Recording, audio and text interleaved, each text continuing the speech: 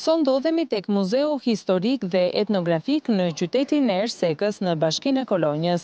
Në këtë muze janë të ekspozuara rreth 800 objekte, mes të cilave dokumenta historik, gjithashtu kemi gjetje nga pjesa e arkeologjisë në Bashkinë e Kolonjës, por edhe pjesës së etnografisë. Ne do të shkojmë së bashku për t'ua treguar me detaje të gjithë këto elementë që janë të pasqyruar në 2 kate të këtij muzeu.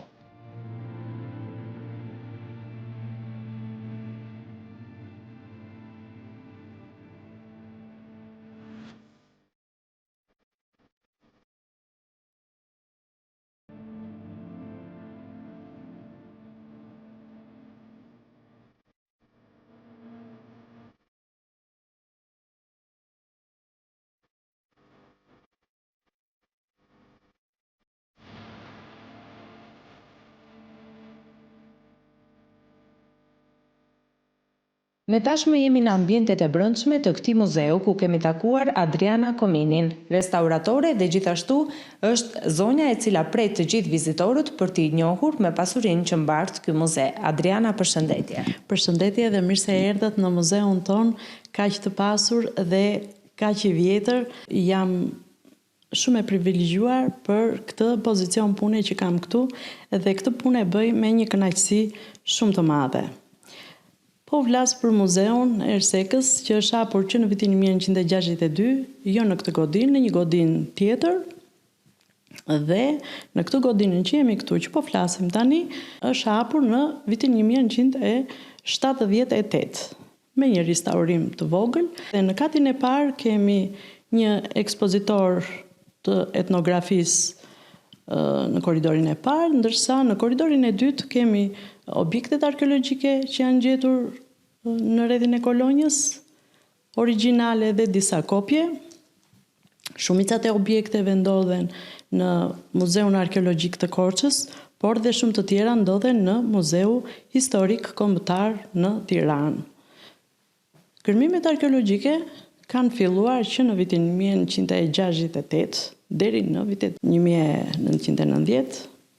Këto objekte arkeologjike vinë nga tumat, nga gërmimet e tumave në Reovë, në Borovë, në Psar, në disa fshatra domethënë që kanë qenë vendbanime dhe këto janë të fiseve të deserejtëve, domethënë që fillon nga Pogradeci deri nga fundi i Përmetit që zë edhe pjesën e manastirit. Cilat janë disa prej objekteve më të vjetra që janë të ekspozuara në këtë muze? Po, objektet më të vjetra janë të neolitit të hershëm dhe janë pestralli me kockë dhe me dhëmbë deri. Domethënë, janë objektet këto janë cilësuar si objektet më të vjetra të neolitit. Këtu jemi pozicionuar tek pjesa e arkeologjisë. Çfarë kemi të ekspozuar këtu? Po, këtu jemi në pavionin e arkeologjisë dhe kemi të ekspozuara gërmimet arkeologjike të Kamnikut, të Borovës, të Reovës. Pra njësër vendbanime shteshme të zonës së Kolonjës. Po, të Qinamit, të Hollmit të Qinamit. Cilat janë disa prej objekteve më të vjetra që kemi në këtë ekspozitor? Objektet më të vjetra janë të neolitit, të shekullit të 3, të 2 para erëson. Me thënë të gjitha janë para erëson dhe kemi edhe kopje, kemi dhe origjinale, sepse kopjet ndodhen në Muzeu Historik i Tiranës. Dhe shumë objekte, si që janë zbukurimi, varse, veth, këto, ndodhen në Muzeu Historik i Tiranës. Ndërkohë këtu kemi dhe objekte të vjetra, të tjera, që bëhet fjalë për vendbanimin e Kamnikut? Po, vendbanimet, po, atje kanë gjetur shumë objekte arkeologjike dhe shumë të vjetra dhe shumë të zbukuruara me ato pikturat e atërshme. Ndërkohë dhe një pjesë e veçantë është tek pjesa e armëve të luftës, apo jo? Po, edhe këto janë gjetur në Luaras dhe në Borovë. Janë përdorur edhe për mbrojtje, edhe për punë. Pra kemi dhe vegla pune. Edhe vegla pune, edhe këto të tjerat janë për objekte zbukurimi. Objekte zbukurimi të grave. Kemi me interes është edhe Kali Pegasos, që është gjetur rastësi dhe është një nga 3 objektet të Ballkanit, domethënë është një objekt i veçantë. Po që është gjetur te Kalaja e Holmit. Te Kalaja e Holmit, po. Pastaj kemi me interes është edhe gjetja rastësore e monedhave me delfin, me breshkën e ujit, breshkën e tokës, domethënë ato ishin një gjetje rastësie që dhe shumë të veçanta që janë sot ekspozuar. Dhe shumë të veçanta. Tuma e Rehovës ka qenë një nga tumat më të mëdha që janë cilësuar, sipas bisedës që kemi bërë me profesor Skënder Aliun. Tuma e Rehovës është një nga më të mëdhat në Ballkan.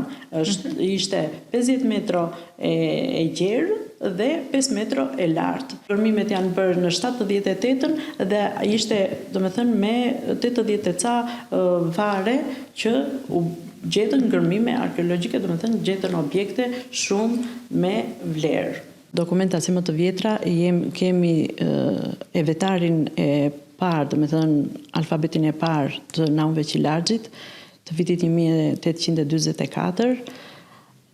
Për këtë vetar Naunve Qilaxhi ka punuar 25 vjet dhe pastaj vinë me radhë disa libra të vjetër dhe ato të janë i Vretos, si vepra të zgjedhura, numëratoria, mirëvetja, por kemi edhe librin e vjetër të Petronini Luarasit, dhurim nga djali i tij Skënder Luarasi, Mallkimi i gjuhës shqipe, edhe një broshurë të vogël të vjeshave të Papa Kriston e Govanit, por me interes janë edhe gramatika e Gjerasim Qeriazit, që edhe këta kanë dhënë një kontribut shumë të madh për përhapjen e gjuhës shqipe. Në këtë muze, një dritare e ekspozimit i është dedikuar luftëtarëve kolonjar në betejat shekullore të përgjakshme të popullit shqiptar kundër pushtuesve të huaj, janë shkrirë dhe lufta e përpjekjet e popullit të krajinës së Kolonjës. Në këtë dritare tregon edhe për kapetan zyliftar Podën, armët e tij origjinale. Ai ishte krau i djathtë i Alipash Tepelenës dhe ka dhënë një kontribut shumë të madh si në luftrat në Janinë, por edhe në, domethënë, mbas rënies së Alipash Tepelenës, u kthye në vendlindjen e tij në Leskovik dhe atje bëri 6 muaj luftime në majën e Melesinit dhe pastaj dha dorëheqjen, siç e dimë, dhe historinë e zyliftar Podës.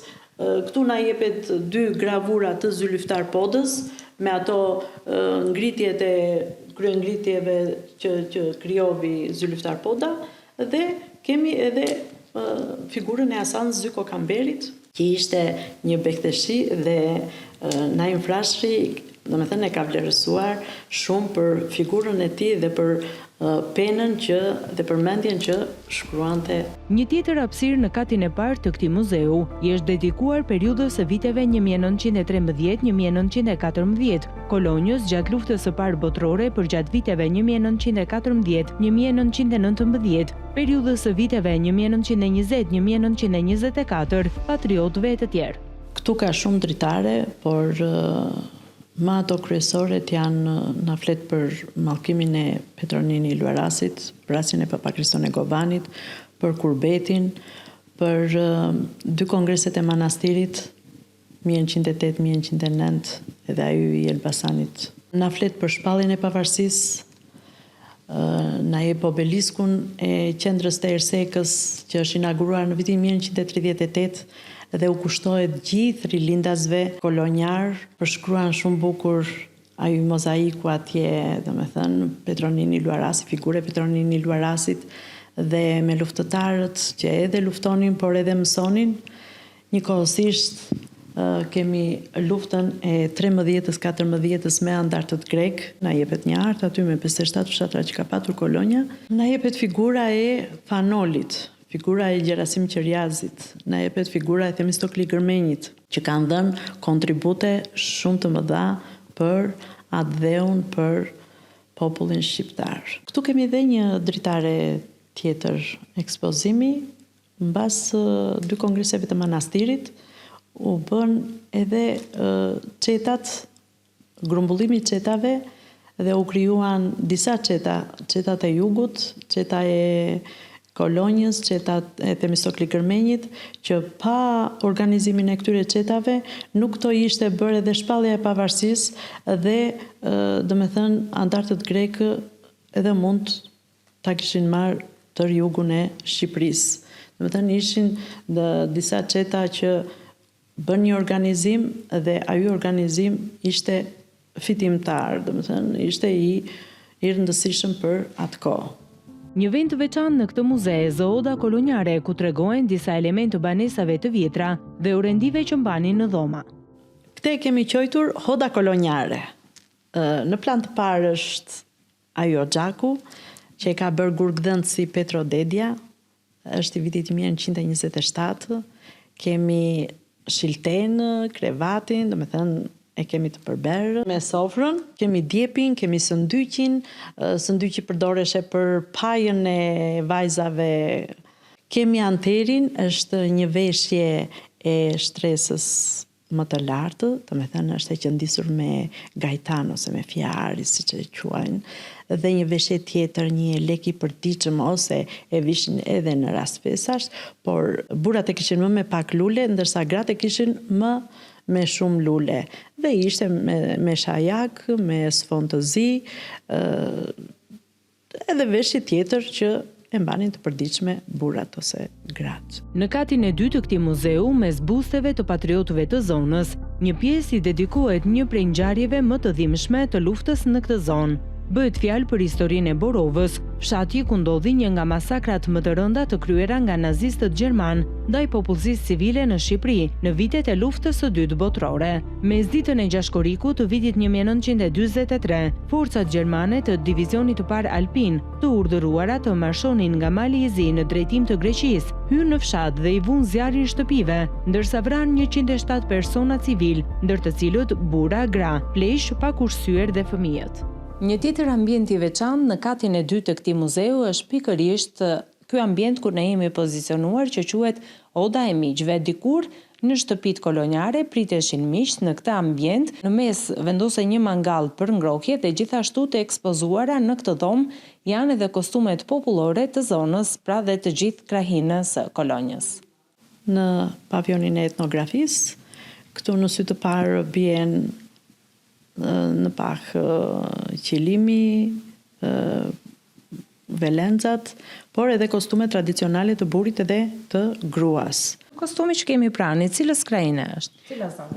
Ky është kostumi i Kolonjës, domethënë kostumi kolonjareve, i ortodokseve kolonjare. Vajzat kur martoheshin merrnin shumë fustane. Fustanin e punës, fustanin e festave, fustanin e daljes, domethënë ky është një fustan i përditshëm që e mbanin vajzat ose gratë kolonjare të jetës përditshme. Një pjesë tjetër e kësaj dhome i është dedikuar mjeteve të ndryshme që përdoreshin dikur për të peshuar, objekte të ndryshme të punuara me dru në ato kohë dhe gjithashtu kemi edhe objekte ndriçimi që përdoreshin vite më parë, sikurse është edhe ky kandil. Një tjetër objekt i veçantë në këtë muze është edhe kjo pasqyrë e punuar në dru, prash me druare, nga mjeshtrat kolonjar, të cilët janë njohur edhe për përpunimin e drurit, dhe gjithashtu dhe një objekt tjetër i veçantë është edhe kjo kuti, e cila dikur përdorej për të mbajtur bizhuterit.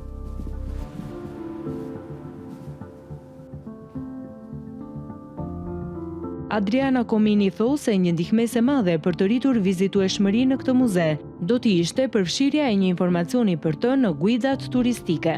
Ka vizita si vendas nga të gjithë Shqipëria, nga gjithë Shqipëria vinë vizitor, por edhe të huaj.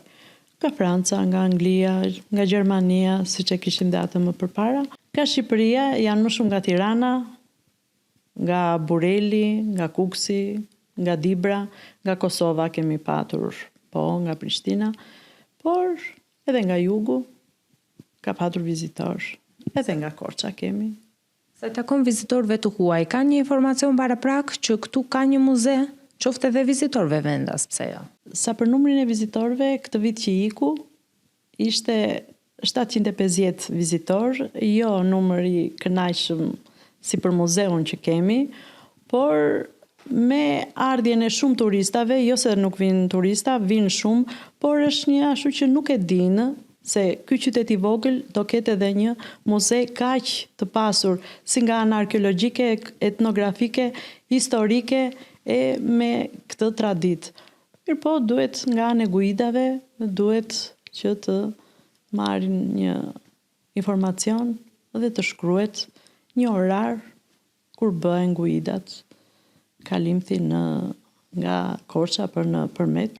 Vi për herë të parë në Shqipëri dhe që nga një vend shumë i bukur, sa po arritëm në Ersek, sepse ishim në Përmet fillimisht, dhe rruga që përshkruam kishte një natyrë mahnitse.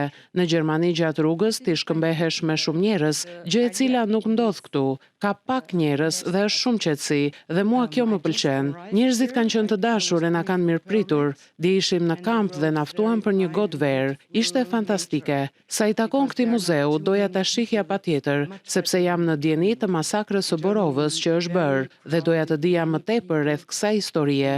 Kam lexuar që fashistët gjerman bën një masakër në këtë fshat, duke vrarë njerëz, dhe kjo gjë është shumë e shëmtuar. Madje kam frikë se Gjermania do të sulmojë dhe do të bëjë të njëjtën gjë ndaj Rusisë, dhe unë jam kundër luftës, ndaj doja të shihja këtë muze. Ky muze është ngritur në 10 shkurt të vitit 1962 dhe drejtori i tij ka qenë Vangjel Qiriaqi.